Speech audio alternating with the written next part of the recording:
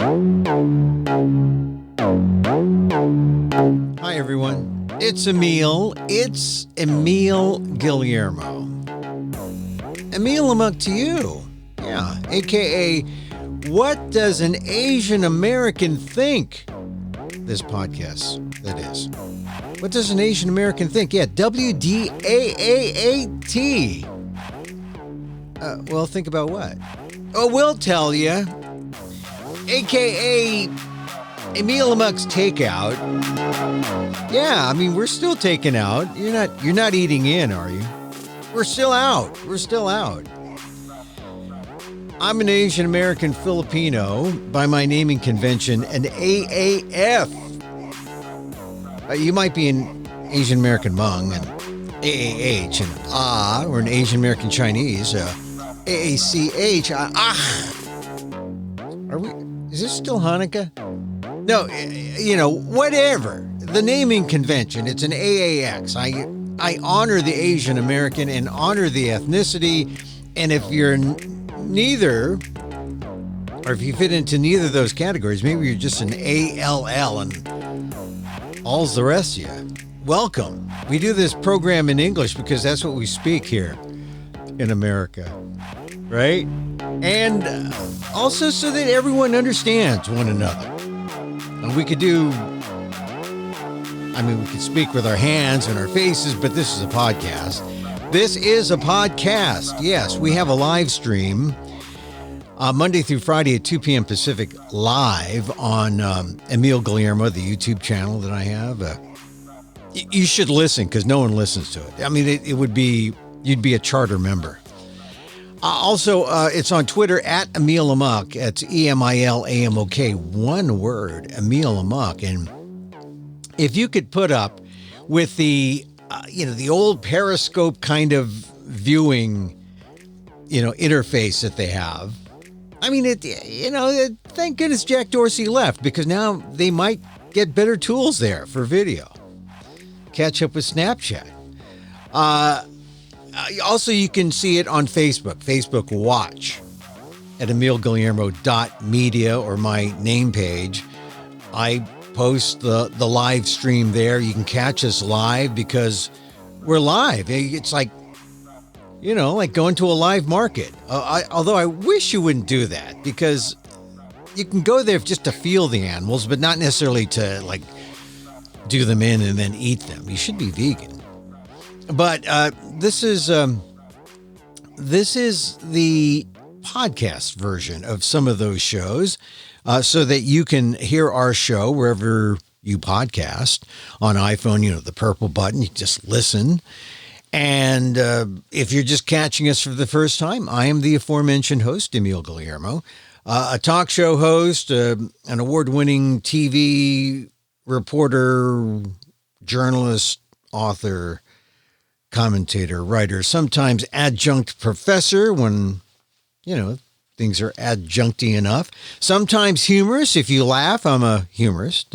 If you don't, well, then I'm kind of sometimes earnest and serious. Sometimes one-person play performer at fringe festivals around the country.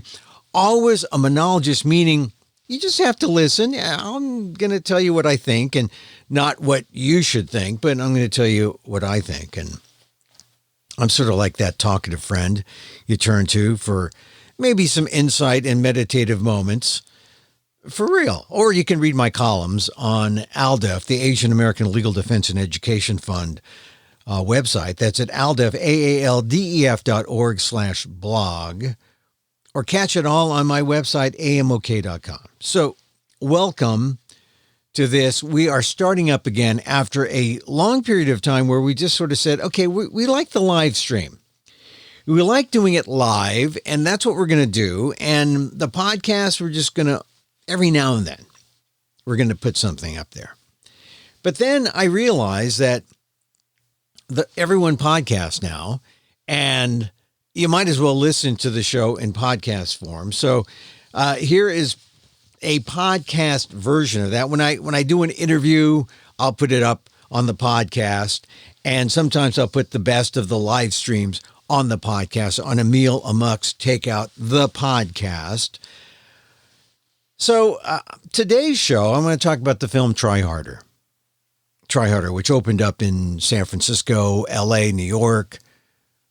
This past weekend, I wasn't able to talk to the director before the opening. And, well, I did, but I wasn't able to do the production. And so now it's available. So check it out. And it's interesting because if you really want to understand Asian Americans, find out what's going on with their kids. Find out what's going on with the youth. Because when the parents get involved, that's when you get the tiger thing going. And then the young tigers are involved, right? They're learning how to be Asian American, right? This gives you a sense of the community. This gives you a sense of what's really going on. And what do you know? Hey, you find out what the kids are thinking, what they're going through. You find out about their life choices.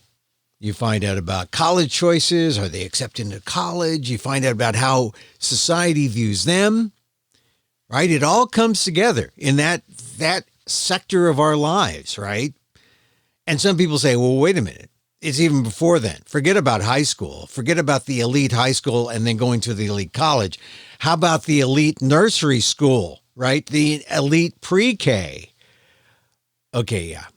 There are some of you who are wondering, are we going to get Johnny into, they get the right plastic toys? I mean, maybe forget the plastic toys, just better toys.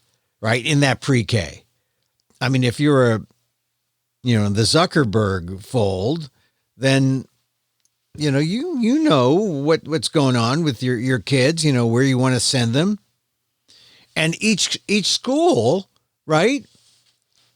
I mean, high school should be, public school should be free, right? But there are people saying, oh, look, forget the public schools. We're going to go to blah blah blah.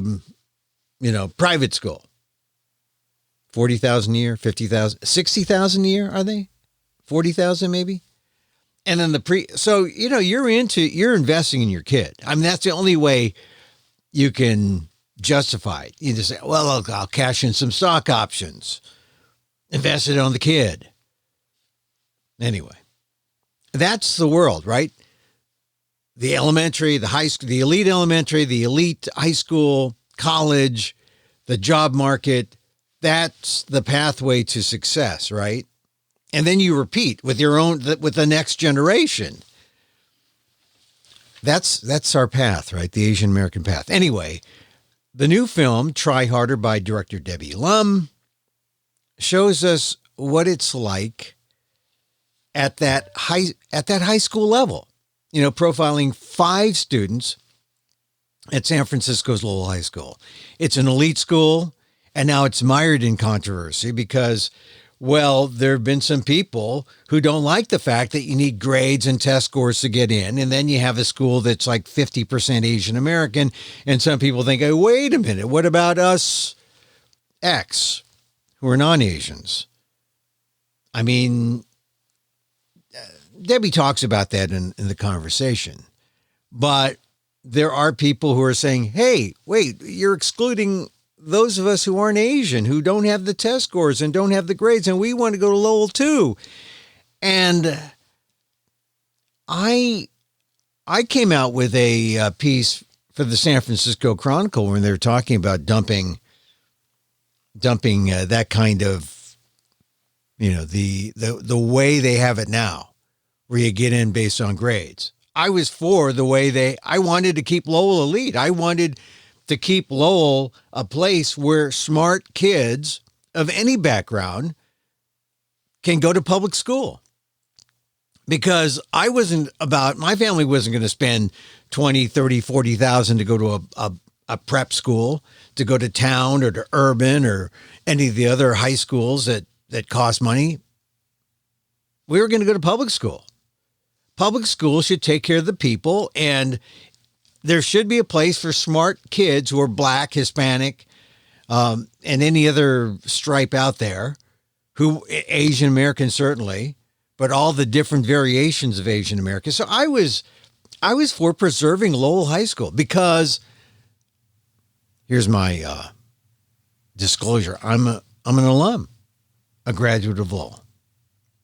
So that's the current controversy. And as Debbie explains in our conversation, her film was done before all that. So it's almost too bad in some ways because that's where the real controversy is.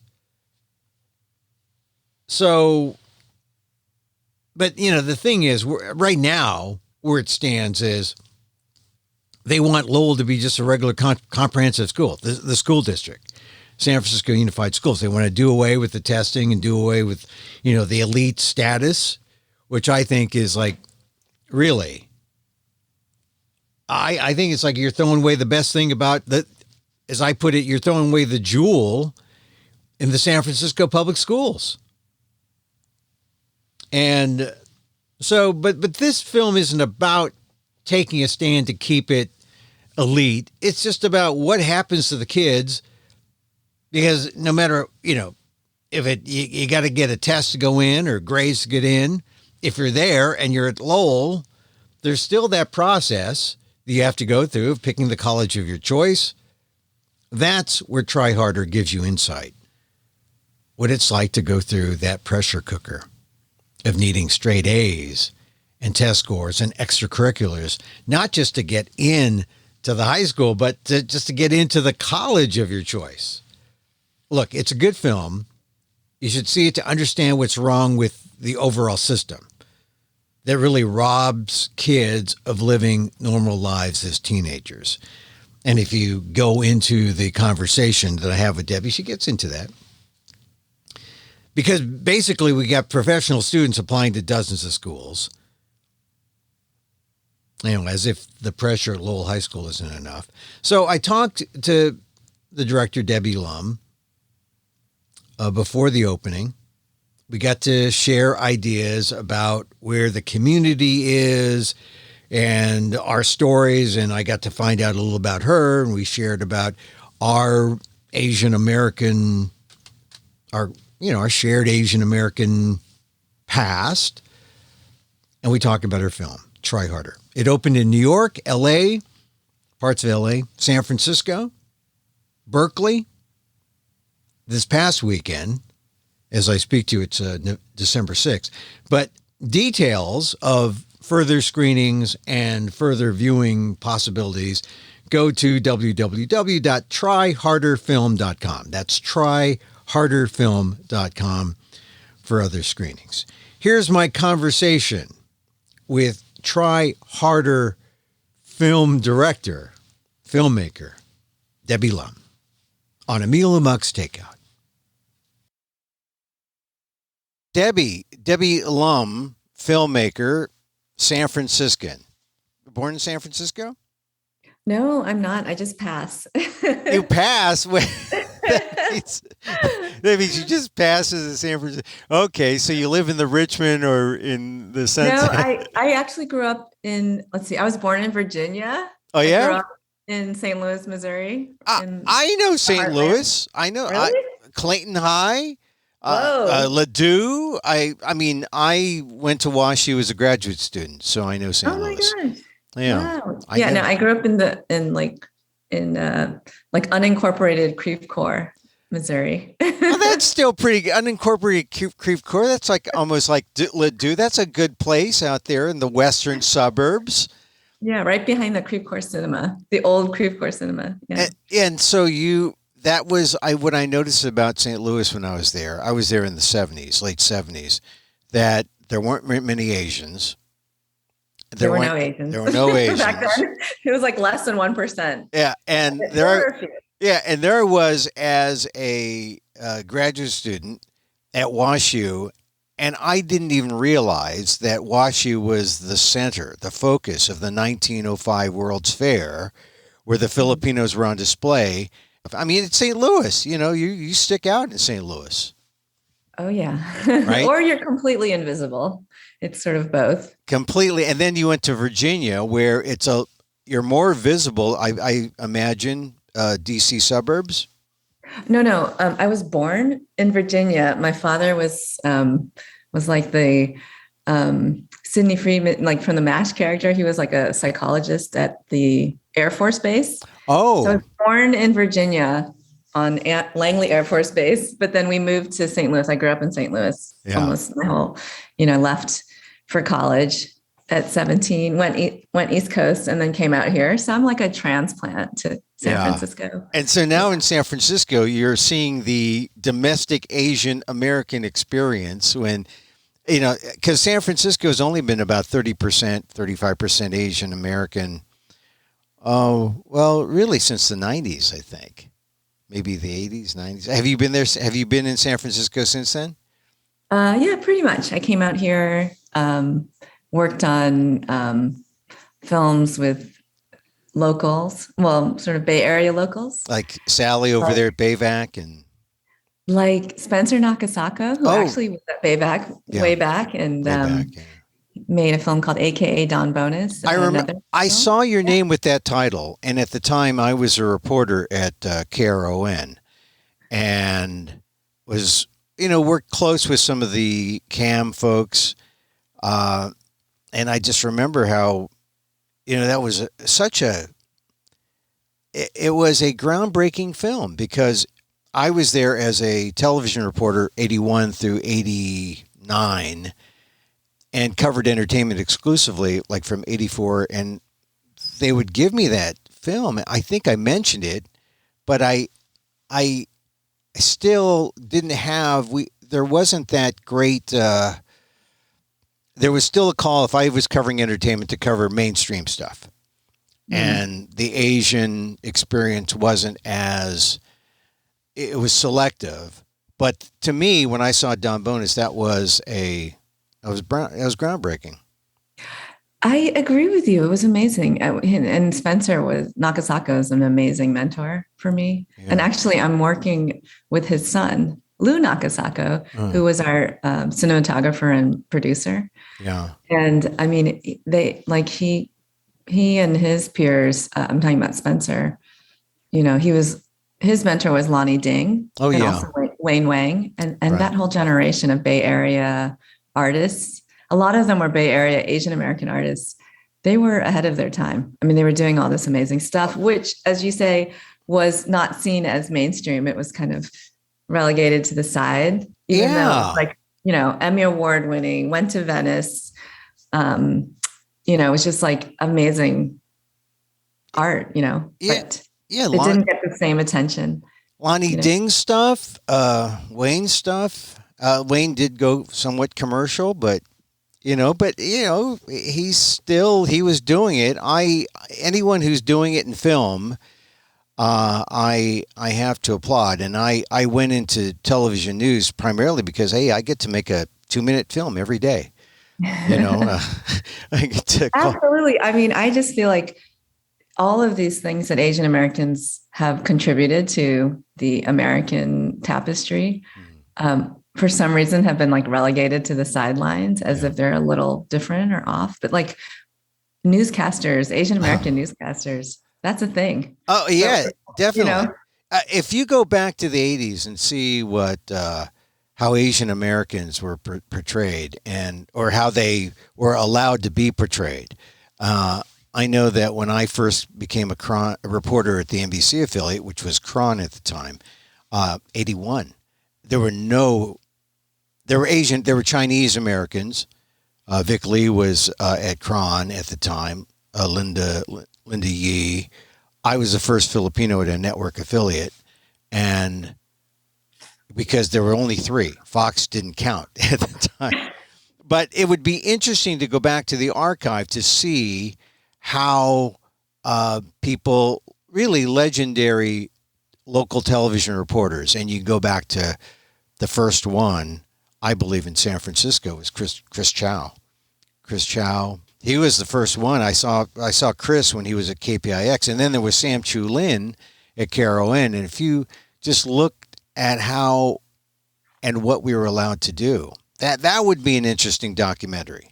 That would be okay. I'm planting the seed now, and you can say, "Well, Emil doesn't look so bad to be." It's been planted already. Oh, it's been planted. Oh, Well, that's great. Well, look, I mean, I was the first Filipino American at at a network news, you know, at one of the big three, ABC, CBS, NBC. There was one guy at Fox affiliate, but it wasn't a Fox affiliate. It was an independent. And the independents, the 10 o'clock news and independent didn't really get its footing until Fox came on. And boy, I just recall when I was at Cron, people would stop me because they'd never seen a Filipino. I would like to hear that story. Let's do this. I will tell. I've been saying that story in my one-man show that I've done since 2017. Because after Cron, after '88, I went to NPR in '89, and of course there, no Filipinos on the air, And in fact, my joke is I call myself I was the first Asian American male to host a national news show. The first Asian American would be Connie Chung, which would make me the female Connie or the male Connie Chung. There, I botched my own joke. But I thought it was funny anyway. Yeah. That's amazing. Well, and especially when you talk about you started out with the World's Fair. Yeah. And the history of the. All right, when I die, you can document my life. My kids aren't interested. I mean, the legacy of Filipinos in America is just like it's a gold mine that nobody has unearthed. People have, but it's like we've tried. We're like I'm with my pickaxe, Yeah. And that's why to me, when I was a television reporter before I went into the entertainment realm and all that in '84, but between '81 and '83, you can see the Filipinos who were allowed to go abroad to the Philippines to cover Marcos. Mm-hmm. That was always the big thing. Oh, you're going to go cover Marcos. Yeah. Yeah. And then I did in '83 when Benigno Aquino was assassinated. Wow. I had to practically go into the newsroom and say, "Hey, look, you guys, we got to cover this. It's a local story. There are like a couple 100,000 Filipinos." They finally sent me there. I covered Benigno Aquino's assassination, and then that story went out. But as a news reporter, going out, getting your A-roll and B-roll, putting it together, your 3-minute pieces, those are documents. We're talking after this is over. All right. Well, look, I just was, when I saw that you were connected to Don Bonus, I knew that you weren't just, that you've been in this. Because that was a real breakthrough for the Cambodian community. That was a real breakthrough for kids who grew up in the Tenderloin. I mean, we like to joke that was what kicked off the real world. I mean, it was like the first time young people were given cameras. A voice. I mean, it was more real than the real world. Spencer gave this high-tech i8 camera videotape to a 17-year-old, and the things that he showed us were just mind-blowing. I mean, if you review that film, like I said, won an Emmy, was on POV. So those same issues we're still haunted by the same things today. We are, because we just keep recycling. Yeah, we keep recycling. We don't know our history. We don't know what we don't know, so we relive what we shouldn't, but we do. And it's sad. That's an inch. I mean, but the other thing too about that film that like really influenced me is that Spencer really wanted to understand like the humanity and the way that people are, the way that a young person is, and not so much the way, not like an essay or a kind of cerebral rendition of a kid and his family. It was like, it's like a moving story about this young boy's humanity. Yeah. Yeah. And it's a story that if you don't count, no one cares, right? And no one sees it. But if you care for yourself, or you are given the tools, now we see. Now we're allowed to enter. And that was a breakthrough. But, like for me to know that this was all happening in San Francisco, oh, well, there's Asians in the Sunset, there's Asia. It wasn't until I became a diversity reporter in print going to Stockton to see the Cambodian community there and the Hmong community and the Vietnamese community and the Filipino, because they all went inland when they couldn't get a foothold in the Bay Area. Yeah. That's fascinating. So it's a great story. Yeah. Yeah. I mean, it's all part of the, Spencer, someone should knock on his door because he has these stories. Yes. I've been trying to tell him to tell about just what you're talking about. So. There are so many. And, so I was glad that you did Lowell because, I went to Lowell. Wow. I didn't know. that says a lot. No, well, I know. Well, yeah, because, are you Hispanic, Emil? Filipino, killing Asian. And, of course, I was not as Asian. I was more like a combination of Shay and Rochelle or Rachel. Rachel. Although not as smart. That is a thing that you see. 50 years later, they are smarter at Lowell, and there are Asian Americans are more numerous. And as I looked at, look, I'm going to tell you, the star of your piece was Alvin. I knew you were going to say that. Alvin. Alvin, and I'll say this because Alvin, with his Batman hat and his coonskin hat and all his hats and his dabbing moves, and if he had applied when I applied to Harvard, he would have gotten into Harvard with me. But 50, almost 50. Tell him that to his. We should. Yeah, let him know. I'd like to talk to him. Call him up and tell him that because the way the students deal with their college rejections, let's say, or the college journey, it's like they don't let it go. Actually, it's hard. They don't let it go. Look, I haven't let it go, and I got in. I got in. I haven't let it go. I went to an alumni gathering for people of color because now they have alumni of color that they gather together. And, of course, the greater alumni group is headed up by an Asian American. So, is it even necessary? Well, yeah. So they got a BIPOC unity group. And the story, I won a story slam, and I told the story about my first rejection at Harvard by this Jewish American woman who wouldn't answer the door at her dorm when I picked her up for a coffee date, and said her roommates had to say that she was washing her hair. Oh, wow. Wow. I know, crushing, right? I mean, stories to tell. Oh my gosh. 40 years later, people say, Emil, shouldn't you have gotten over that by now? Shouldn't you? They say this to me.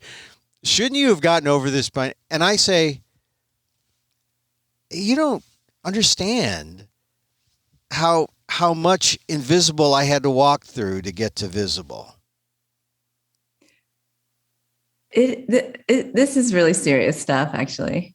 I mean, it really is. I mean, it's 2021. It's taken a long time. You're telling me. I mean, look, when I first applied to Harvard, it was just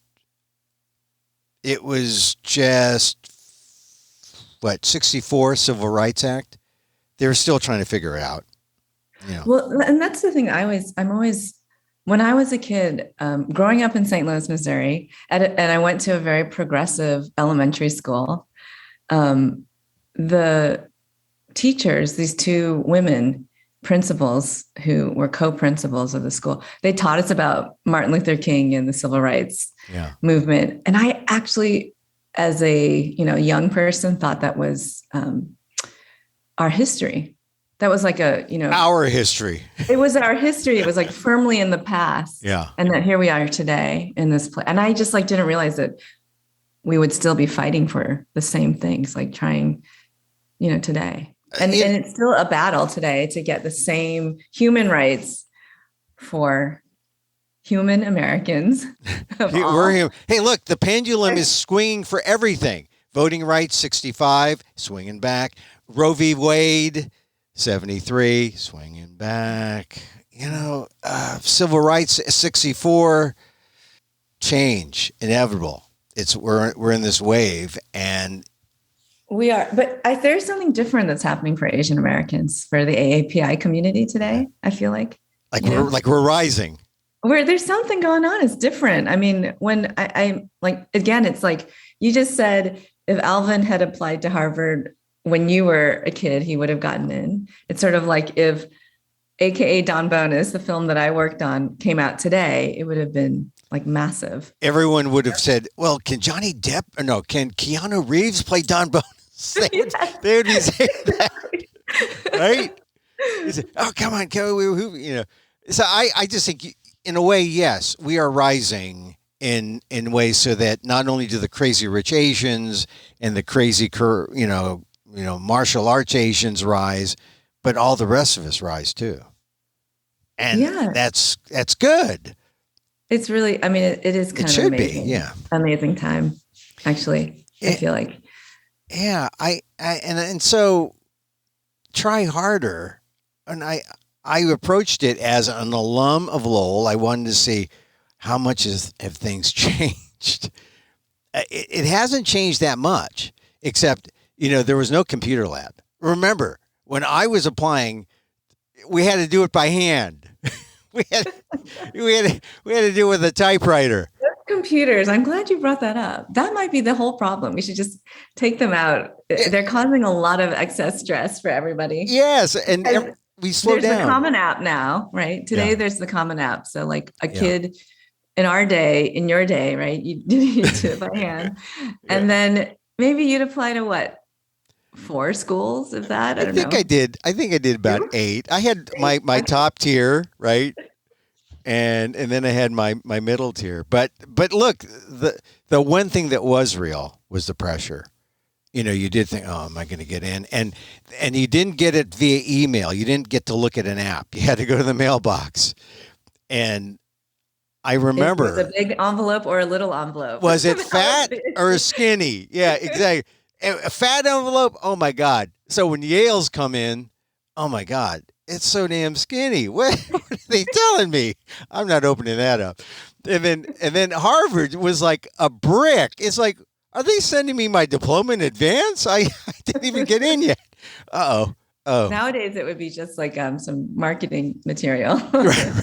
That's what they send you when it's a big one. It's just like some advertising. Yeah. So but no, that's true. I mean, some of the things we left out of the film because it doesn't read cinematically when it's click, click, click, click. It's like the computer crashing when the kids are applying. They're literally like CSU apps and the UC apps, which are just due not long ago.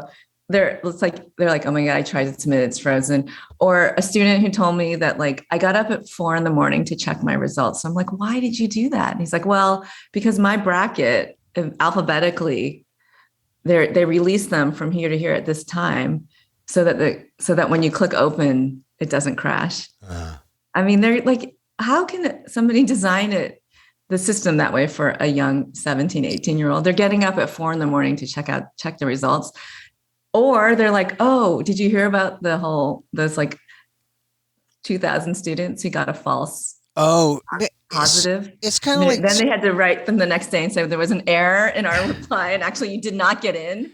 Yeah, it's like sadistic, right? And it's almost like the whole thing is, to use a phrase now, everything is sort of gamified in a way. Yeah. Right. But young people, they're into that. That's their world. They understand. Oh, well, it's game. Let's game this. Well, I don't think they have many choices, really. I mean, I think that it's a perception that there's very little choice. And yet there's also the reality that, everything has gotten more extreme. So it's like more of the extreme haves and the more extreme have-nots, Yeah. And there's just not as much of diversity in a way. But we do tell the students a lot when we show the film, especially in high school communities. It's like there are so many students applying to college of amazing like caliber and talent, and they're just like amazing kids.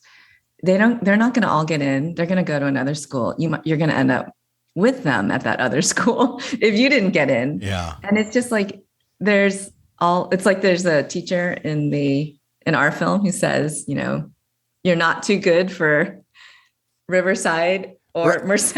Right. True. I mean, like those are going to be like in the day, UC Santa Barbara was the party school. Still like is. A school of choice. No, it's a school of choice. Is it like school? Oh, yeah. It's like, it's a because they have both. They have the parties and they have the high esteem. But that very teacher, I think, is the same teacher who said the reason why you're not getting in is because you're Asian, and that was right. I think it's that guy who's stands before the screen.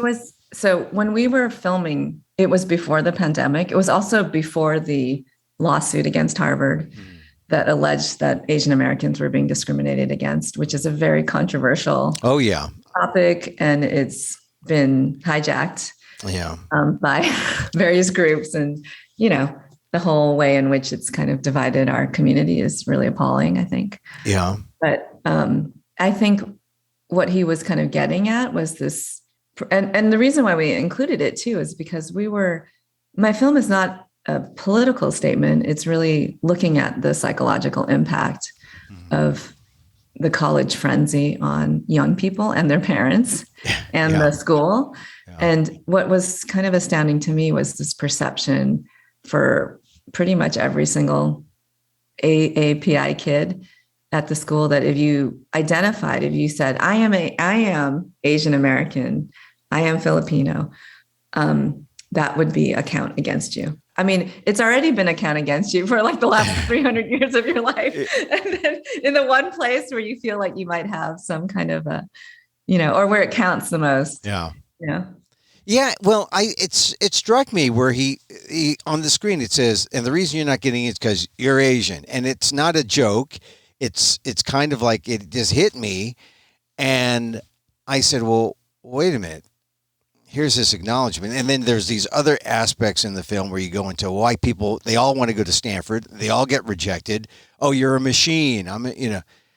And it seemed to me like, wow, those are greater grounds for discrimination than what they've got against Harvard.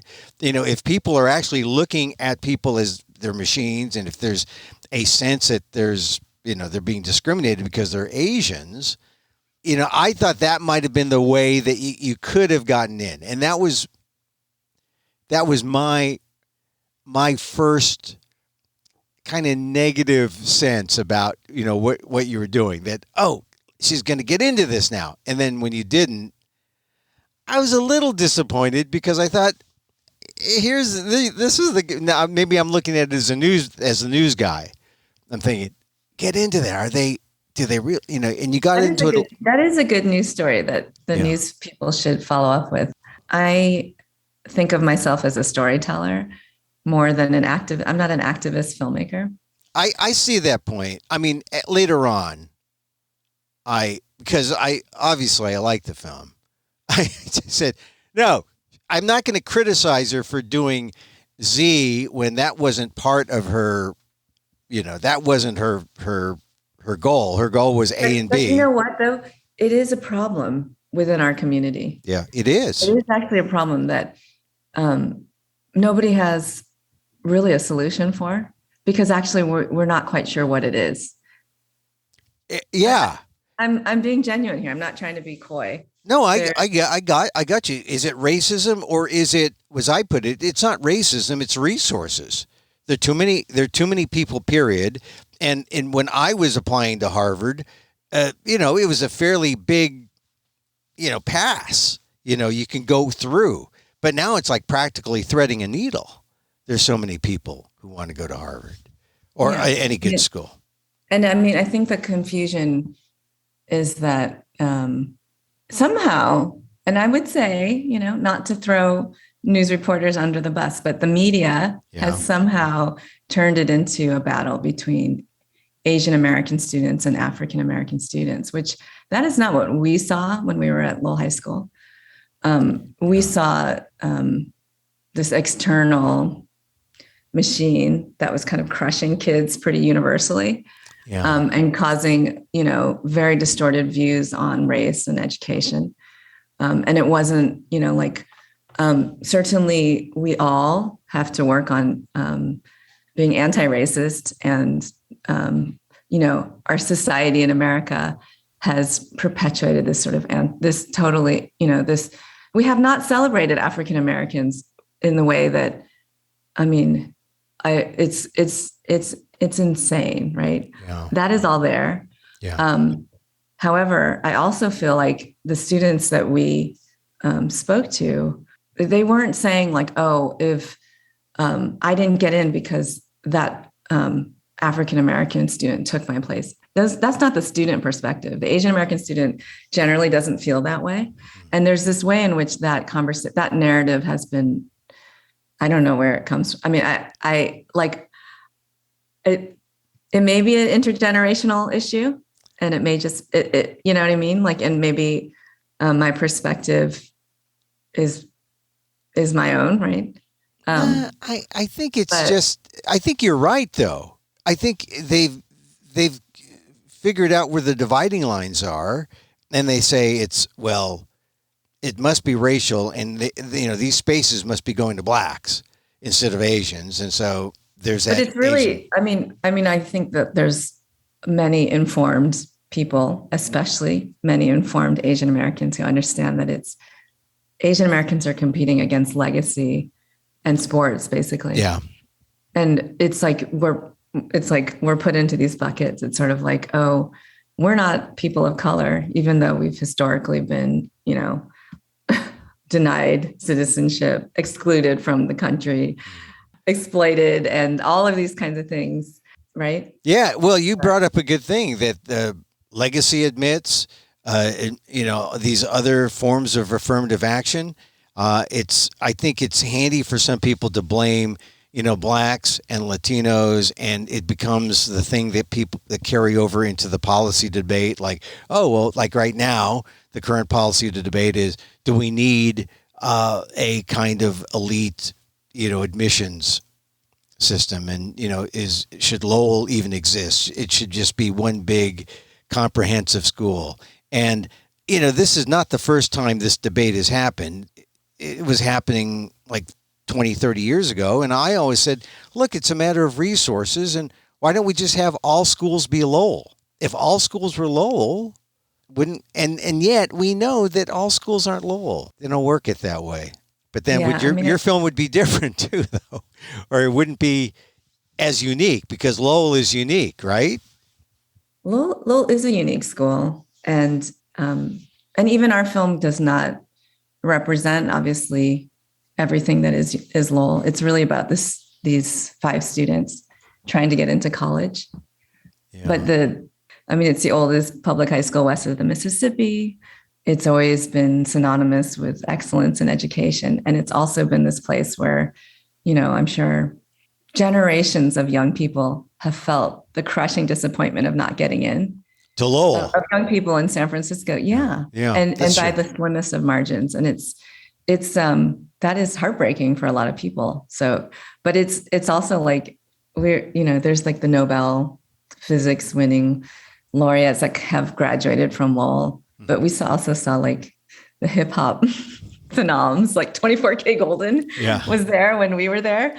And he was like a senior, like rapping in the courtyard. Yeah.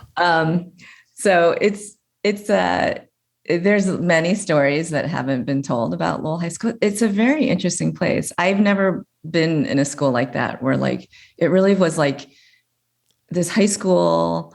It had this kind of collegiate atmosphere, but with younger, more pimply faced teenagers. I noticed that. So, like, it was weird because, like, the kids, the teachers basically trusted them. There's this kind of sense of, there's the competition, but at the same time, there's a lot of respect for each other. So like when college admissions notices are sent out, the kind of unspoken rule is like you kind of look and then you keep it to yourself because you don't want to hurt somebody else's feelings if you did get in and they didn't.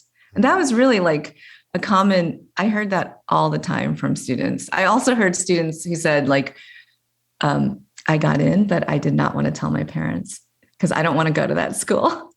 Oh, yeah. Well, I noticed that when push comes to shove on decisions, you had a couple of instances where parents won out and parents didn't. And that would be interesting to revisit because it involves, of the five, there were some, and then one instance where one could care less and the kid gets into the place, they want,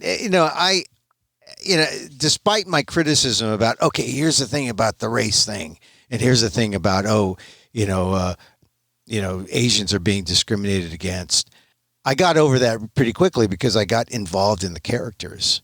I got involved in the people you selected, between Shay, who's white, and Rachel, who's black and white, and Sophie, who's kind of like the hardworking Asian newspaper editor. But you don't really see her parents that much. I don't think. I mean, if I recall correctly. And then Ian, who Eagle Scout, who he's good. He's an Eagle Scout, but not quite good enough, maybe. But his parents, support him, and he's kind of like the narrator initially, who brings you into Lowell. And then there's Alvin, who, as I mentioned, I told you my Alvin bias. I think, there's a creative kid, and then I'm leaving out someone, right? Those are the five. Those are Rachel, Yeah, So I think you mentioned Rachel, but yeah, Rachel with the African American single mom who's more of a tiger mom than any of them. Yes. Any of the others. I forgot also Alvin's mom, the Kai family. That was, I thought you really got into the immigrant family experience because the kid is the parent and the kid. And yet the parents are they're who they are, and so they want to protect the dad who doesn't have a high school. I have to say, like Alvin's, one of the things that really moved me about Alvin's story is his way that he approaches his identity. It's so different from when we were kids. If you were, I wasn't because I'm like fourth or fifth generation. My family has been here for like 6 generations. My parents were the ones who rebelled against their parents, and my friends' parents were more like Alvin, where their parents were immigrants with a lot of, didn't necessarily speak English. There's a communication gap. There's like lots of pressure, right? Very high expectations. My mom wanted us all to be flaky artists. I'm the only one who didn't rebel in my family. You succeeded. But Alvin, he's like has this sense of his. It's like this fluidity of identity that he could both be Chinese and American, and it wasn't an either or. Yeah, and he could be a physicist and a dabber too. He could be.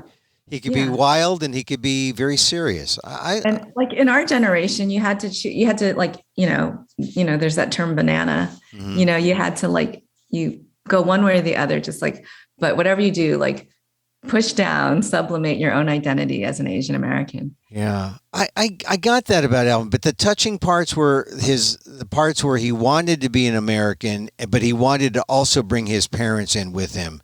Like he didn't want his father to lose face. He didn't want his father to not seem like he was worthy because he didn't have the kind of education that other people had. Well, I could relate to that. My father, I don't know if he ever went to high school or college. None of my family went to college. They weren't making a big deal when I got into Harvard that I was one of the first in my family to go to college. Not like they are now. They are now because they realize that's a big deal. And then the mom is so eager, Mrs. Kai, Alvin's mom, and Alvin saying, "Mom, don't you shouldn't have given the red envelope to the guy." I mean, it's a cultural thing. It doesn't mean what Alvin was thinking. It was just respect. It's always respect. It's pretty amazing. And I think she definitely gives a new take on the quote unquote tiger mom stereotype. She's actually more than that, so much more than that. Yeah. And she's just, again, it's like we could have made a whole film about his mom, about Alvin and his mom, about a lot of the other, like the moms in the film actually are pretty huge presences in the movie. Well, you touched on it, and you have the Lowell grads and seeing their son, and we just want him to be happy and do his thing. And so the question comes up, how did you choose these 5?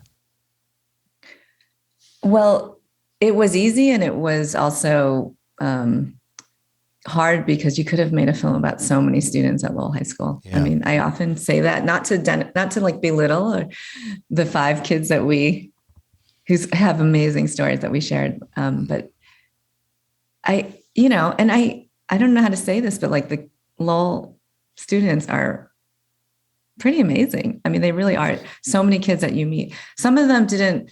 It was, we were looking at it through this angle of getting into an elite college, and not everybody was actually really going for it. I mean, everyone threw their name in the hat for Harvard and for everything for some reason, just because, but most of the kids were like, I'm not going to get in really. And they kind of, the 5 students, their stories intersected in a way that really told the whole story. But Alvin, we met on the first day of filming. We knew that we have to, that he would be, an incredible subject of a film. We met a lot of the students through Mr. Shapiro. Yeah. And he was just such an, we wouldn't have made the film, I think, without him. And he also, having taught at Lowell High School for so many years, and during that time, seeing the shift in the way students, he'd tell me like, oh, there was a period where his physics class used to be predominantly Russian Jews. And, now it's kind of mostly Asian American, or it was when he was there. But he had this incredible sensitivity to the Asian American story, actually. Yeah. And he was like, yeah, tell the story. No one's told it before. This needs to be done.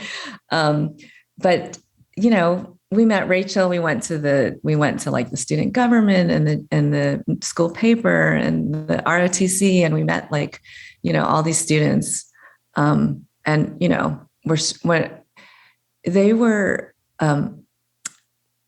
all kind of so giving in terms of what they were going through. And I think in a way it was probably because, they're not given that outlet. There's like no time for that in the way that a young, high achieving high school student's life is scheduled today. Oh yeah. I noticed how early in the morning Rachel was going to school by the light through the car window when her mom's dropping her off. It's pretty early. I mean, the earliest period, like 7:00. And so the whole pressure about having to be accepted or applying the process, you capture that process, and getting into Harvard or UC or Stanford. Everyone wants to get into Stanford. That was sort of like the end goal, but they had to apply in a way and get into this movie and pass your process in order to have their story told. You were their first admissions board in a way. I've been asked this question a lot, and it's sort of an organic process. Lou Nakasako and I, we met so many kids. We would talk about, their story, their background, and a lot of it was just, they're all really good students. They're all getting great grades. They're really smart, but they're not academic stereotypes. They're not academic robots. Every one of them was different in their own way. And, Ian, for example, he mentioned he was the guide in the beginning, our narrator. We also kind of call him our Wes Anderson character, Yeah, because of his sense of humor.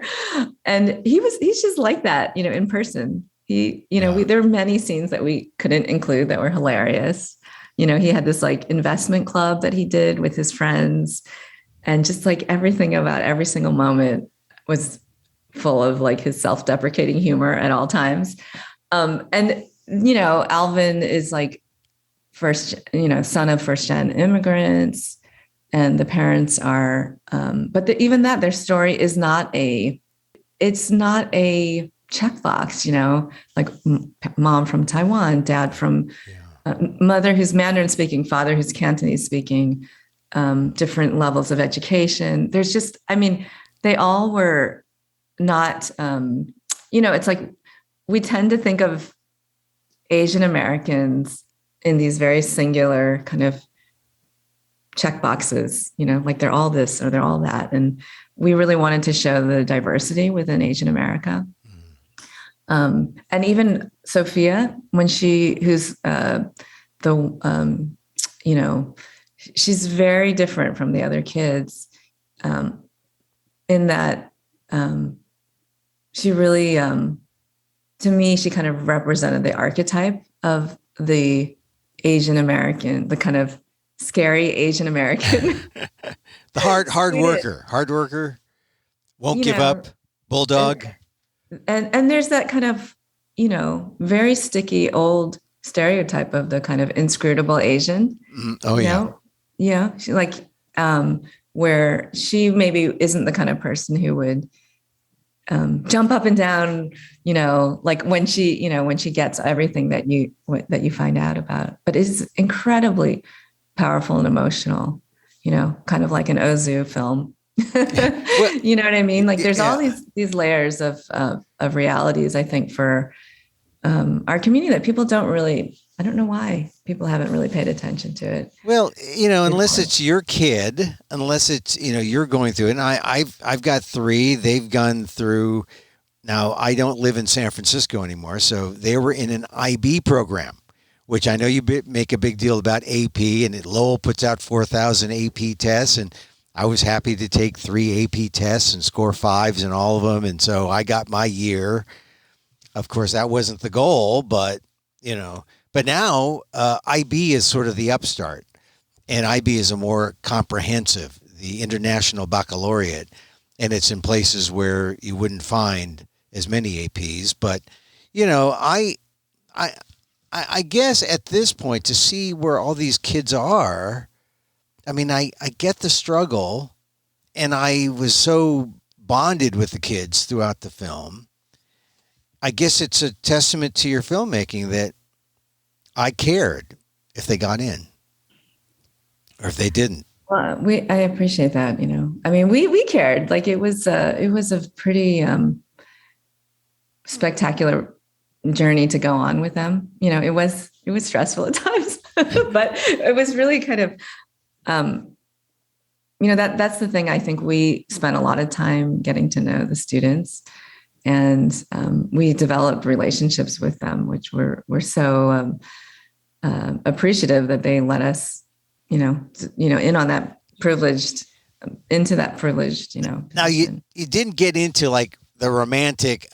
I don't know. Do kids still go steady? Do they go steady anymore? Did that date me? Like, oh God. Yeah, there's some stories about that, but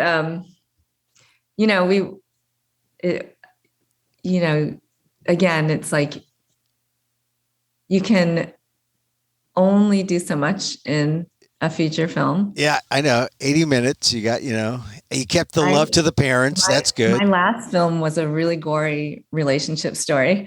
You can check that one out if you want.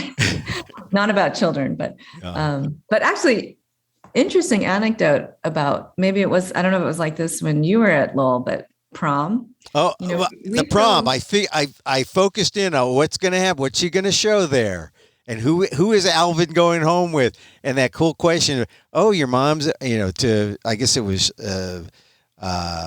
Rachel. Oh, your mom's giving you a hotel room? You're going to spend the night with with my mom.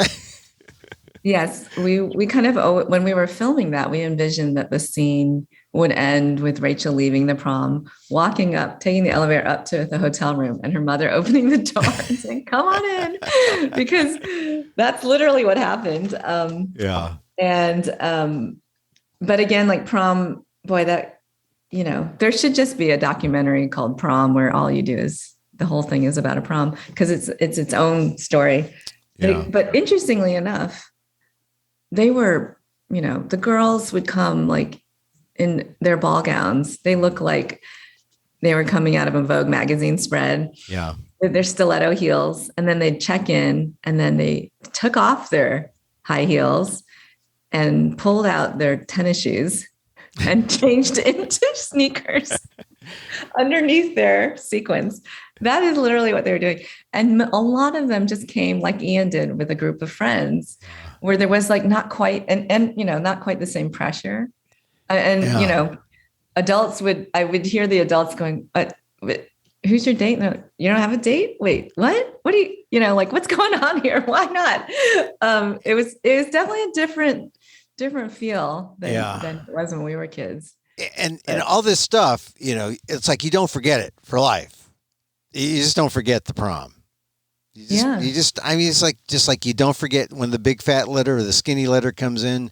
You don't forget any of this stuff, which is why I really was into your movie because I saw Ian's talking about Lowell High looks kind of. He doesn't say it looks shabby, but he says compared to Menlo Atherton, it's not so great. But it's kind of like not like a prison, but it is old. They don't keep it up as well. And then there's a flagpole and. Well, it's kind of true. I mean, actually, Lowell High School doesn't get a lot of resources. The kids kind of work for them. That is why there's so many AP tests administered because they get more funding based on the number of tests that students take. And I think what I've heard is that some of those AP tests are paying for teachers' salaries. Yeah. Well, so I mean, it's a crazy system that we have here. Especially in San Francisco. Yeah. And that's to me what I feel like is happening. Again, you're a news reporter. You can go into an in-depth story about education in San Francisco. No. I'm interested in the story. You sold me on Alvin and the kids. I want their story because look, that's the thing that needs reform. Are we putting too much pressure on these kids? And is it fair? I mean, can we just let the kids be the kids and let them go to the places that will gladly, willingly embrace them and say, come be who you are, as opposed to putting them through the gauntlet where they get beaten down and say, you're not good enough. We're rejecting you. You're unworthy.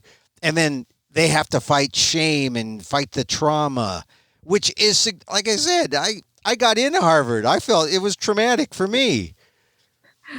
I'm gonna grab your soundbite right there, and we're putting it on our TikTok because that's exactly what kids should be hearing. I mean, it's a brutal process, and at the end of the day, you're not auditioning yourself, which is what a lot of kids think. They think that this is like if I didn't get in, it was a mark against my personality, and it's really just this crazy impersonal process. And colleges were designed for students, it's the student experience. It's not that students are designed for colleges. That's not really how it should be. Right. Right. And everyone will tell you, like, when you go to college, you have a great time, no matter where you go, and if you don't, then you make a change and you find a better school that will fit you. But it's like, kids don't think enough about college fit. They don't think, oh, how would I do really well in a really big school?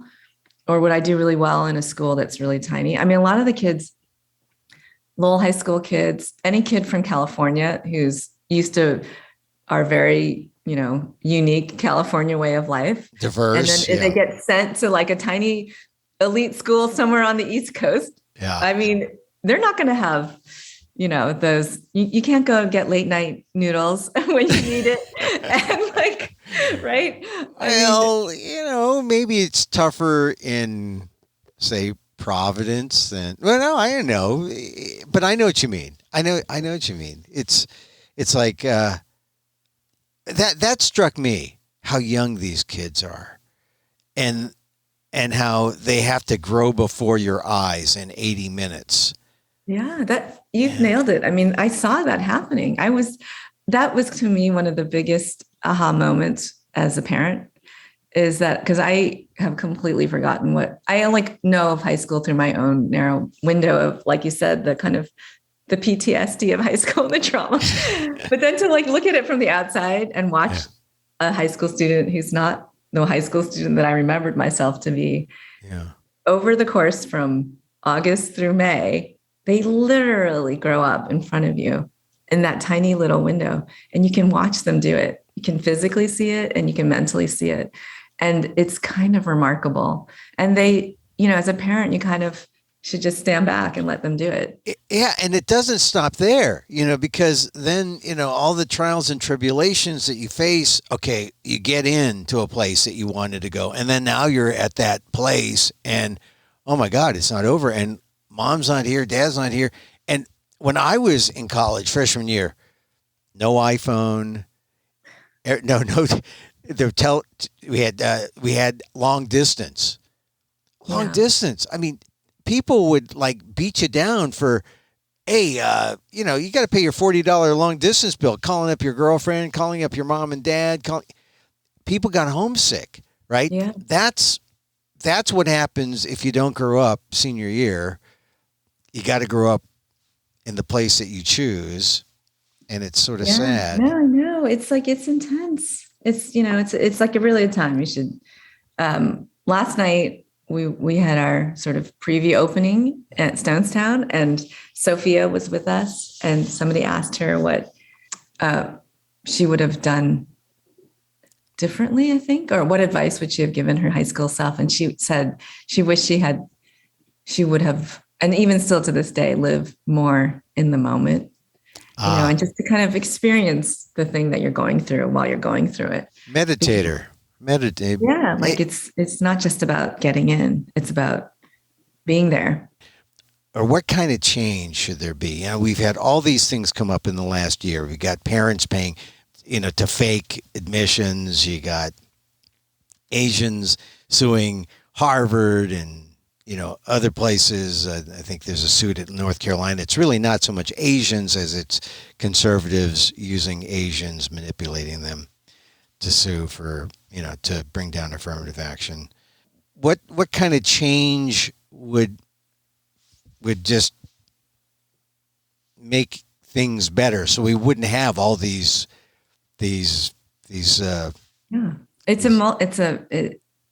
money may have something to do with it. This would be the frontline follow-up film that another filmmaker could do, because the industry of college admissions is huge, and so you'd have to fight against that. I mean, there's way too much marketing spent from college budgets towards trying to get lots of kids to apply and chase this dream.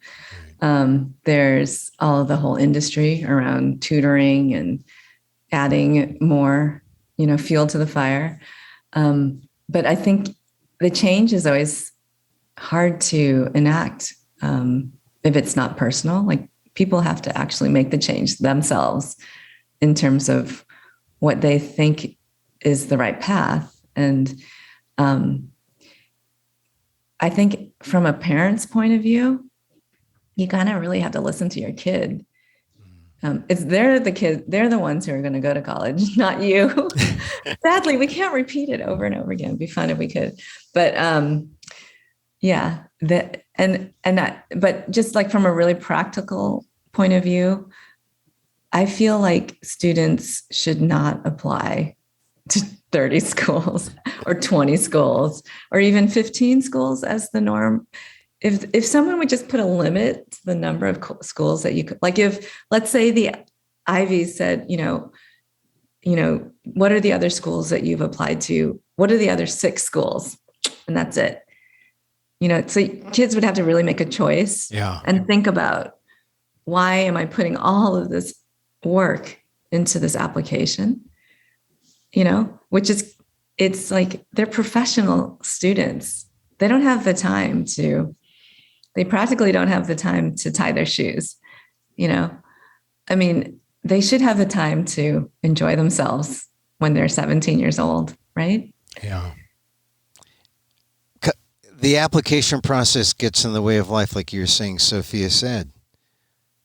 She wishes she was in the now, in the moment.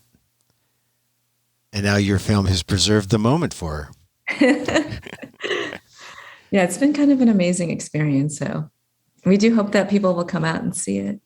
And even if it's not, I think what's interesting about it is that our world is like this college application process, everything about today. It never ends, right? It never ends. Look, I've just been through it with 3 of my kids, and they're past now.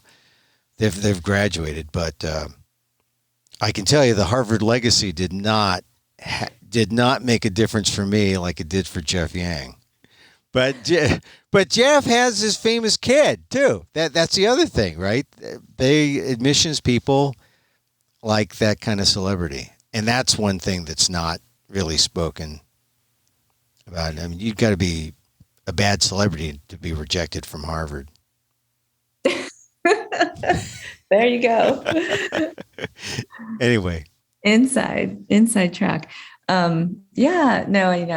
It's in a couple of years after you move on, it will not be the be all end all life or death moment it is, and you'll just want to go back and give your high school self a big hug. So that's what that's what a young person needs to remember. A couple of years, but like 40 years. It's still it's a process. It takes a while. It's not here. It's not over. It's not over. You still feel the slings and arrows. Debbie Lum, thank you very much for being on Emil Guillermo's Takeout. That's what I call this. What a pleasure. I've really enjoyed speaking to you. Debbie Lum, filmmaker, passing as a San Franciscan, as she says. No, I enjoy talking to her. It's not a regular interview. It's more of a conversation about that film. And I agree with her. I agree with her. You gotta let kids be kids, right? Be in the moment. Be who you are. And maybe tiger moms can take off their fangs and just let your kids be kids and let them find their way, because they will find their way. And I mean it. If Alvin Kai if he applied to Harvard when I applied, he's an exceptional kid. He's a smart kid, a creative kid, and we would have gone to Harvard together. But, he's like 40 years too late. Because back when I applied, the pathway really was much wider than it is today. There are more kids, there are fewer resources. It's hard. And my heart goes out to all the kids. And as I said to Debbie, I was really rooting for them. I was rooting for these kids. I wanted them to get in. And of course, well, I don't want to spoil it. Maybe they all get in. In a perfect world, they all get in. They all get in. Try harder. Go to tryharderthefilm.com. Find out more about where screenings are or when it might appear somewhere, streaming somewhere. But check it out. It opened last weekend in New York, San Francisco, LA, Berkeley, Pasadena. Tryharderfilm.com is the website to check out. Hey, that's our show. we're back. We're back. We're going to have regular, more current Emil Amok's Takeouts. Or Emil Amok's Takeouts, the podcast. But if you want to get the live stream experience, and I know some of you Asian Americans out there, you're like live market fans, even though you should be vegan. But just to feel the live Emil Amok experience, check out Emil Amok on YouTube. 2 words there. No, not YouTube, but Emil Amok. Emil Amok, or Emil Guillermo, what is it? Emil Guillermo Facebook. No, emilguillermo.media on Facebook. And Facebook Watch. Right, you can catch us live there. 2 p.m. Pacific. And if you show up early, you will be rewarded. If you show up early, you will be rewarded. So catch me there. Till next time. Emil Guillermo here. Mahal Kita.